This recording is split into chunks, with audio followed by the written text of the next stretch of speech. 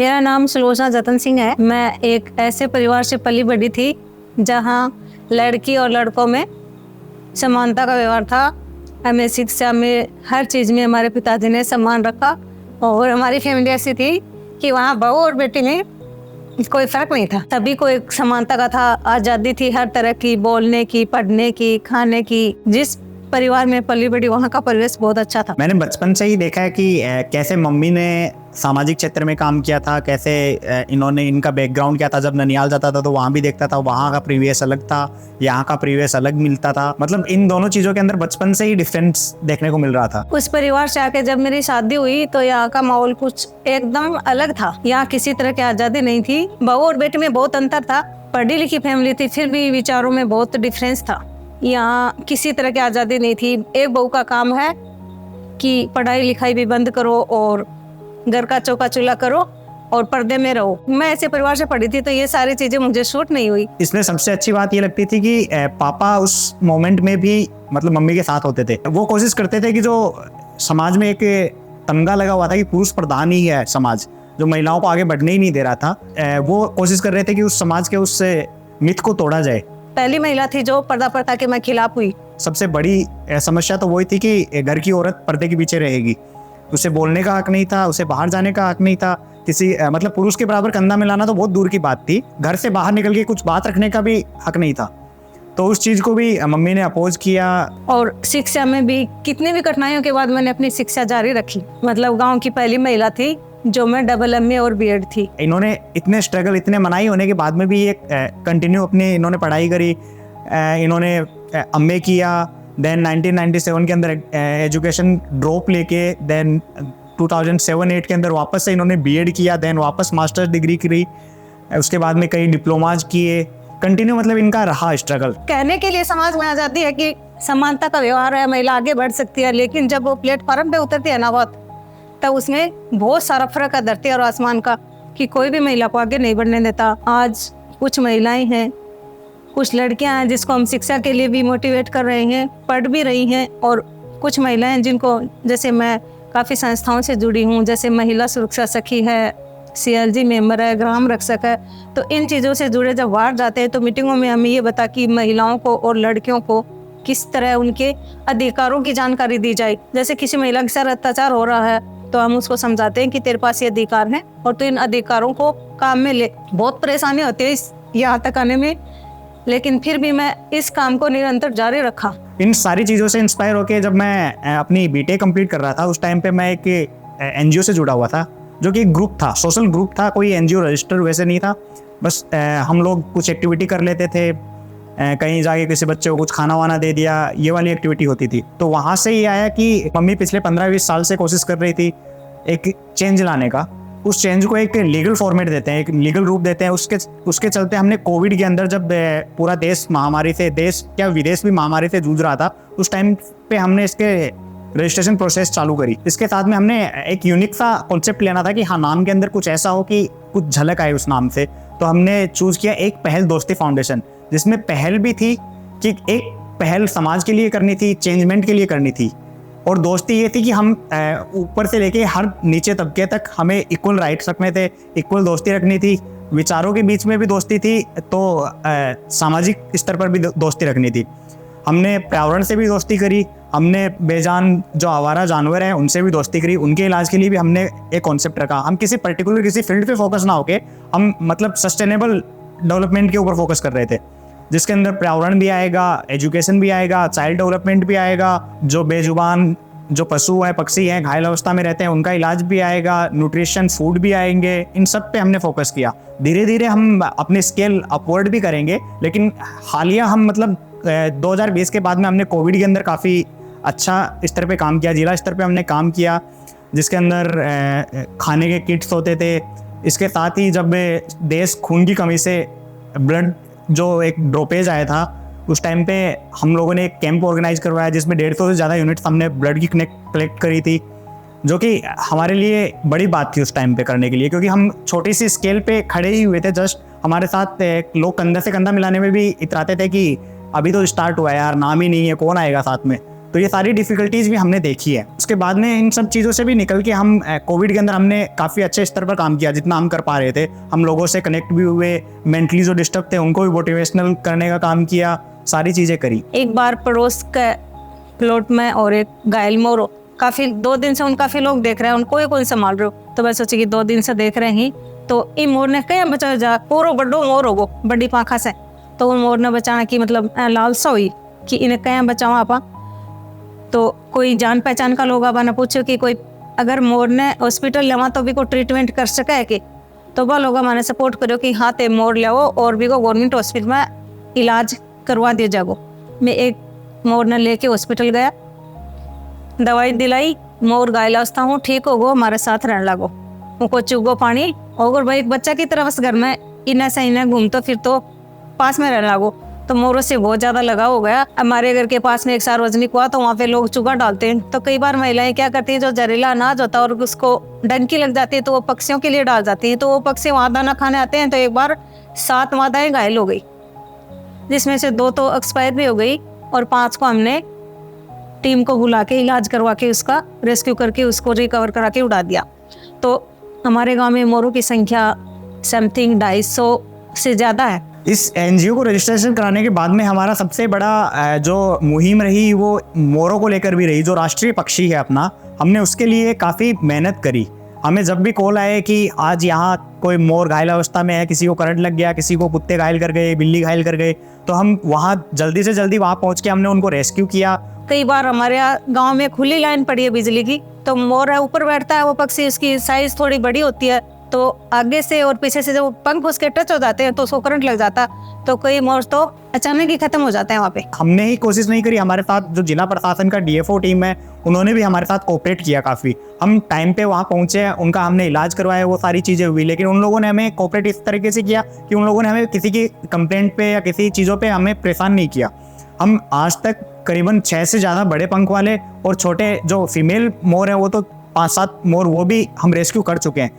इन सबको हमने ट्रीट किया है, अच्छी तरह से रखा है। रखने के बाद उसी जहाँ से इन बिलोंग करते थे, जिस एरिया से इनको रेस्क्यू किया था, उसी एरिया में इनको वापस से छोड़ा है ताकि वो अपनी फैमिली से कनेक्टेड रहें। क्योंकि कोई भी अगर अपन कहीं दुर्घटनाग्रस्त हो जाते हैं और अपने को कहीं दूसरी जगह भेज दिया जाता है कि हाँ वहाँ भेज दिया, अपने परिवार से बिछुड़ जाते हैं, तो वो रहना अपने लिए ही दुखी हो जाता है।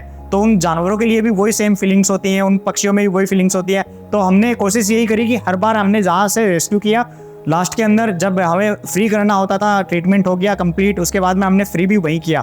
तो हम सबसे ज़्यादा कोशिश हमारी यही रही कि हम कितना भी कोशिश करके और राष्ट्रीय पक्षी को बचाएं, क्योंकि ये मतलब नेशनल प्राइड की बात थी हमारे लिए इस टॉपिक पे काम करना। इसके लिए हमने कई विभागों से हमारे तालमेल भी बिगड़े, कई विभागों ने हमारे कोऑपरेट भी नहीं किया, लेकिन उसके बाद में भी हमें प्रशासन से काफ़ी अच्छा रिस्पॉन्स मिला और उसी का रिजल्ट है कि हम आज इस मुकाम पर पहुंच पाए हैं। मोरों की हम हमारे घर में व्यवस्था ये रखते हैं कि मोरों के लिए हम 24 घंटे गेहूं और बाजरा के अनाज के पात्र भर के रखते हैं। हमारे घर समथिंग 100 मोरों की संख्या होती है, तो सुबह से शाम आते हैं। तो हमें मोरों से बहुत लगाव है। अभी पिछले थोड़े ही समय पहले एक मादा को करंट लग गया था, तो उसको हम लेके गए और उसका इलाज करवाया। उससे थोड़े पहले के टाइम में 2 बड़े मोर थे, तो किसी ने उसको पैर उसका एक्सीडेंट कर दिया। उस मोर को हमने प्लास्टर करवाया, 2 महीने उसको रखा, उसके बाद दोनों को छोड़ दिया। अभी वो आराम से आते हैं, चुगा करते हैं। और मोरों से मुझे बहुत लगाव है। मोरों के लिए हमारा जीवन समर्पित है, और वैसे हर पक्षी से मुझे प्रेम है। आवारा जानवरों की बात करें तो कई बार तो हालत ऐसी हो जाती है कि ऐसी सिचुएशन में जानवर मिलते हैं कि उनकी मतलब उपचार करना भी हमारे लिए भी टिपिकल हो जाता है। बड़े नंदी हैं तो ये क्या करते हैं, किसी के खेतों में, अब बस पशु वो तो बेचारा कहीं तो अपना पेट भरेगा, एक आवारा है वो तो किसी के घर में थोड़े जाएंगे। तो वो क्या करते हैं, वो किसी के खेतों में घुसते हैं। तो वो लोगों क्या इंसान इतना क्रूर हो गया कि अपने स्वार्थ के लिए वो किसी की भी नहीं सोच रहा कि इन नंदियों की क्या हालत होगी। और किसने छोड़ा, अपन ने तो उन सबको बाहर छोड़ा है। तो उनको चारे की व्यवस्था तो होनी चाहिए, जो प्राकृतिक रूप से वो भी नहीं करने देते उनको सही सलीके से। तो क्या करते हैं, उनके सिर और पैर में ऐसी रस्सी बांध देते हैं, तो वो चलते रहते हैं। तो ना पानी पी पाते, ना सलीके से वो उठ सकते हैं और ना बैठ सकते हैं, ना वो चर सकते। तो क्या होता है, जब वो झटके से चलते हैं तो उनके पैर और सिर में दोनों तरफ में वो रस्सियाँ ऐसे बैठ जाती है कि घाव हो जाते हैं, कीड़े पड़ जाते हैं बारिश के टाइम में। अभी ऐसे हमने काफ़ी नंदियों की, बड़े नंदियों की मदद की है।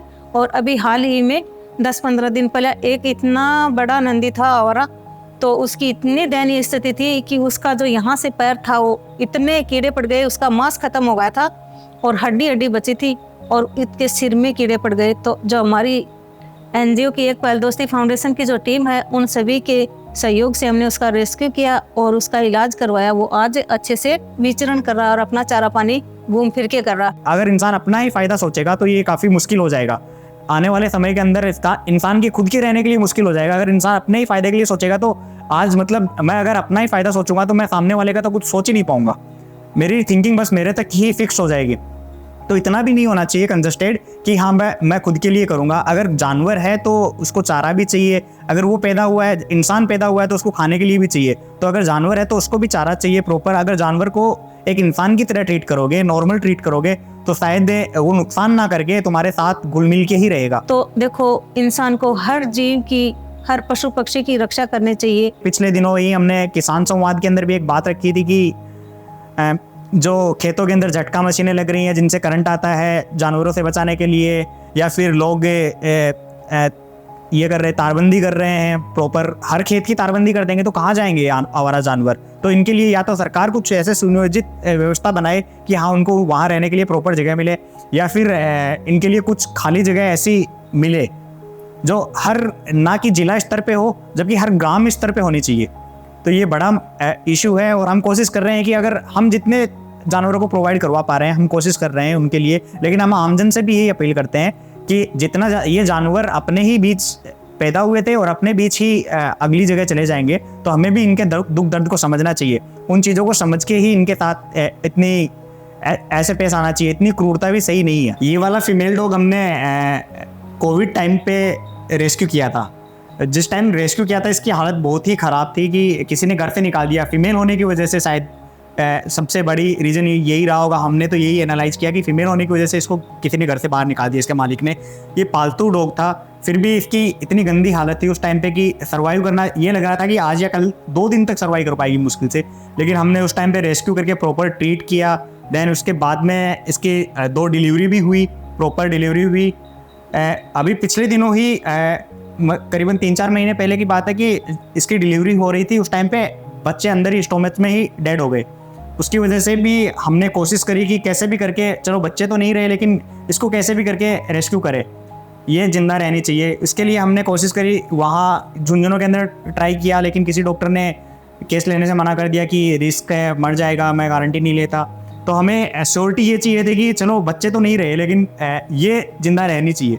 इसके लिए उसके बाद में हम नवलगढ़ हॉस्पिटल से हमने कहीं ट्राई किया किसी डॉक्टर वेटेरियन के थ्रू, तो वहाँ से हमें कंफर्म हुआ कि चलो हम ऑपरेट कर देंगे और हम श्योरिटी भी देते हैं। तो उस चक्कर में हम वहाँ गए, इसको ट्रीट करवाया, प्रॉपर ट्रीट हुआ, ऑपरेट हुई, प्रॉपर सर्जरी, करीबन 3-3.5 घंटे यूट्रस की सर्जरी चलने के बाद में जब होश आया तो हमें ये लगा कि हाँ चलो अपना डॉगी बच गया। जैसा भी हो किया हुआ रेस्क्यू था, लेकिन आज प्यारा इतना है कि घर के मेंबर इतना इससे लगाव हो गया। अब डर ये रहता है कि जैसे अभी राधा की आंखें ख़राब हो रखी है एज की वजह से, शायद एज भी इसकी 10 से 12 साल है, तो उसकी वजह से आंखें ख़राब हो गई, सफ़ेद पड़ने लगी, दिखने में भी फ़र्क आने लगा।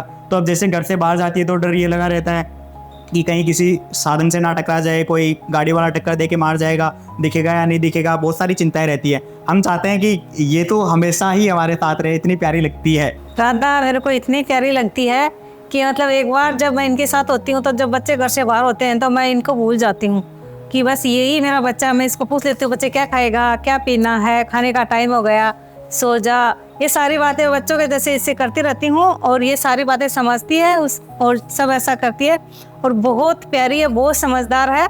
और इसकी आंखें ख़राब हो रही हैं, अभी आंखों का भी इसका इलाज चल रहा है, दिन में 2-3 बार ड्रॉप डालनी पड़ती है। अभी कुछ ठीक है, पिछले दिनों तो आँखों में ज़्यादा दिक्कत हो गई थी।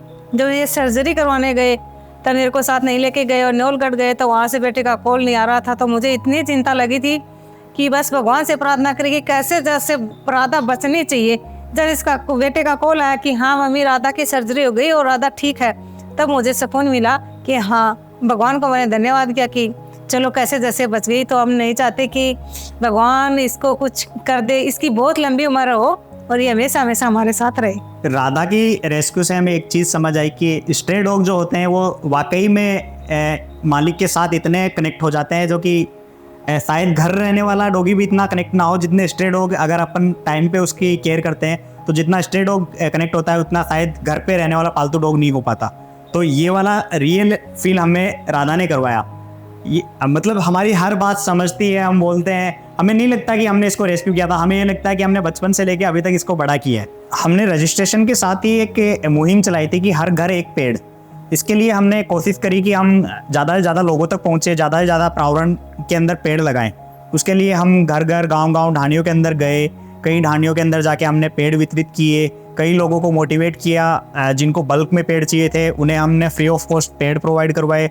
हमने अभी तक 5,500 से ज़्यादा पेड़ ऑन ग्राउंड डिस्ट्रीब्यूट किए हैं, और ओनली डिस्ट्रीब्यूशन ही नहीं, उनके प्लांटेशन के भी हमारे पास लाइव फैक्ट्स हैं, जिनमें से 80% हमारी ग्रोथ मतलब रिपोर्ट है कि उनमें से 80% पेड़ जिंदा हैं। हालिया मतलब पौधे से एक छोटे से पौधे से पेड़ बनने के अंदर तो टाइम लगता है, लेकिन वो ग्रोथ कर रहे हैं कंटिन्यू।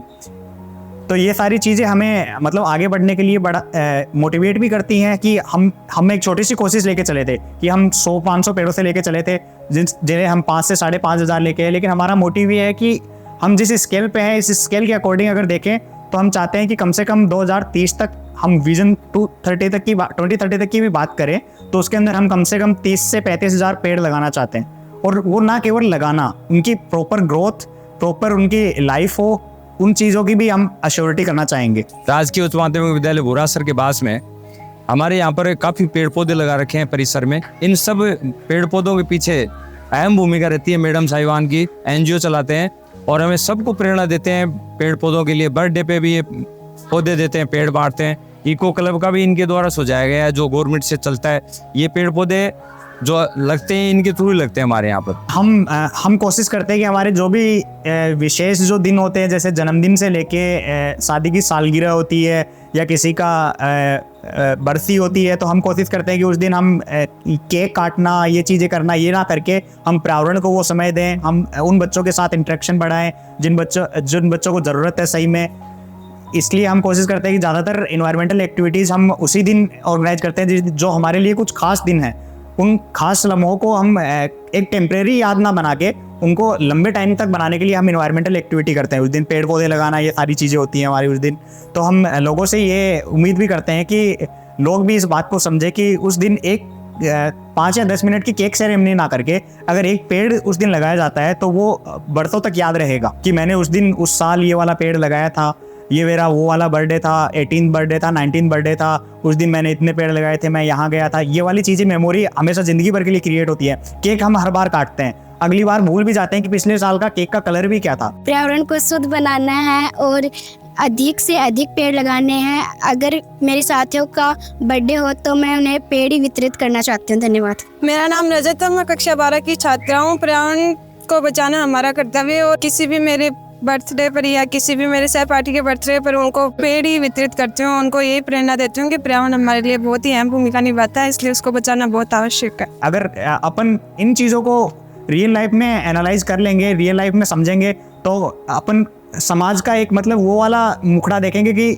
जो अपन जस्ट इमेजिन करते हैं वो वाली चीज़ हमें वास्तविकता में देखने को मिलेंगी समाज में। अगर शिक्षा की बात करें तो हमारी संस्था पिछले 3 साल से कोशिश कर रही है कि न केवल छात्रा शिक्षा ही अपितु हम दोनों वर्ग को ही इक्वल लेके चल रहे हैं। इसके लिए हम कुछ एक गवर्नमेंट स्कूल्स हैं उनके टारगेट लेके चलते हैं, जहाँ पे हम क्लास वाइज मेरिट बनवाते हैं उनसे, ताकि उन बच्चों को ऐसा परिवेश मिल पाए, उन बच्चों को ऐसे लगे कि हाँ हम भी खुले परिवेश में पढ़ रहे हैं। और समय समय पर जो भी प्रोग्राम होते हैं उनमें इनके द्वारा बच्चों को निःशुल्क पाठ्य पुस्तक और अन्य आवश्यक सामग्री भी वितरित की जाती है। इसके साथ बच्चों को उत्साहवर्धन करने के लिए भी इनके द्वारा मिठाई और अन्य सामग्री भी इनको भेंट की जाती है, ताकि उन बच्चों को मोटिवेशन मिल पाए। उसके साथ ही बच्चों को न केवल शैक्षिक स्तर पे ही हम उनको इन्वायरमेंटली और जो जानवर हैं उनके प्रति कनेक्ट करने के लिए भी हम उनके लिए मोटिवेशनल सेमिनार उनको बताते हैं कि कैसे पर्यावरण से हमें क्या मिलने वाला है, हम इतनी कोशिश करेंगे तो हमें रिटर्न के अंदर क्या मिलेगा, पेड़ पौधे हमें क्या देंगे, जानवर से लगाव रहेगा तो क्या रहेगा अपने साथ, अपन जानवर से कैसा बर्ताव करेंगे तो वो अपने साथ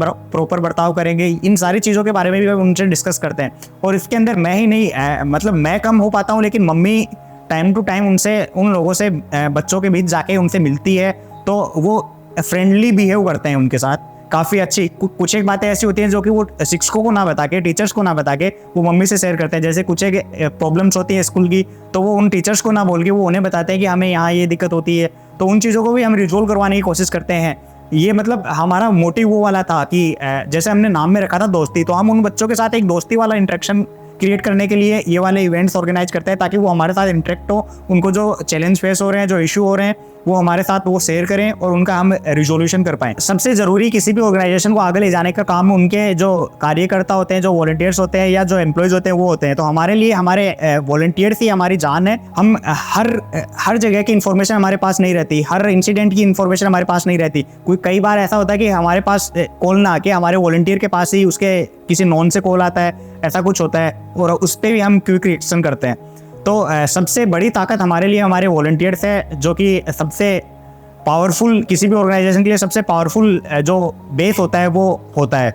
तो मैं थैंक यू करना चाहूँगा उन सबका, जो कि हमारे हर मोमेंट के अंदर हमारे साथ खड़े होते हैं, हमारे हर रेस्क्यू ऑपरेशन में हमारे साथ जाते हैं, कड़ी मेहनत करते हैं, धूप हो, छाँव हो, बारिश हो, वो हमारे साथ बराबर लड़ते हैं, समाज से भी लड़ते हैं और समाज की बुराइयों से भी लड़ते हैं। इस सब के बीच ही मैं गुजारिश, अपील या निवेदन है, जो भी समझे वो मैं करना चाहूँगा आमजन से, क्योंकि किसी एक के बस की बात नहीं है इन सब समस्याओं से लड़ने की। सब लोग साथ आएंगे, सब लोगों कंधे से कंधे मिलेंगे। जब निकले थे तब अकेले थे, लेकिन धीरे धीरे जब आगे बढ़े तो लोग जुड़ते गए और कारवा बनता गया। तो वो कारवा बहुत बड़ा बनाना है, उसके लिए मैं लोगों से अपील करना चाहूँगा। हम ये नहीं कहते कि हमसे जुड़े, हम ये कहते हैं कि समाज से जुड़े, सामाजिक जो समस्याएं हैं उनसे जुड़े और उनके समाधान के लिए कुछ ऐसी वैकल्पिक व्यवस्था करें कि उन समस्याओं से लोग लड़ पाएं। ऐसे ना हो कि समाज के अंदर तबके विभाजित ना हो, एक बराबर समाज स्थापित हो जिसके अंदर सब बराबर हैं, सबको बराबर हक है, सबको बराबर अधिकार है। उन चीज़ों का ध्यान रखा जाए। साथ ही मैं गुजारिश ये भी करूँगा कि जो जानवर हैं उनके लिए हम ही नहीं कर पाते सारी चीज़ें, हमारे बस की बात नहीं होती। तो सबसे ज़रूरी चीज़ें अगर इंसान जो भी दूसरे के ऊपर अप्लाई करता है वो अगर खुद के ऊपर लेके करेगा तो वो पहले उसके दर्द और उससे आने वाले रिजल्ट्स को समझ पाएगा। तो सबसे अच्छी कोशिश तो ये करनी चाहिए कि जो भी काम करें अपन, वो सबसे पहले अपने खुद के बारे में सोच के करना चाहिए कि अपने साथ अगर ऐसा बर्ताव हो तो अपने साथ कैसा, अपने को कैसा महसूस होगा, कैसी अपनी दिक्कतें होंगी, कितना दर्द होगा। तो उन चीज़ों को भी समझना चाहिए। हमारी जो पेड़ों की मुहिम है, हम उसके लिए यही गुजारिश करते हैं कि लोग जुड़ें। हम हर जगह हम नहीं पहुंच पा रहे, लेकिन हम यही कोशिश करते हैं कि हर घर के अंदर कम से कम एक परिवार एक पेड़ की परवरिश तो साल भर के अंदर कर सकता है। अपने जीवन के अंदर अगर एक इंसान एक पेड़ लगा के जाता है ना, तो वो ये मान लो कि एक पुत्र की परवरिश करके जाता है। जो एक पेड़ एक पुत्र के बराबर माना जाता है।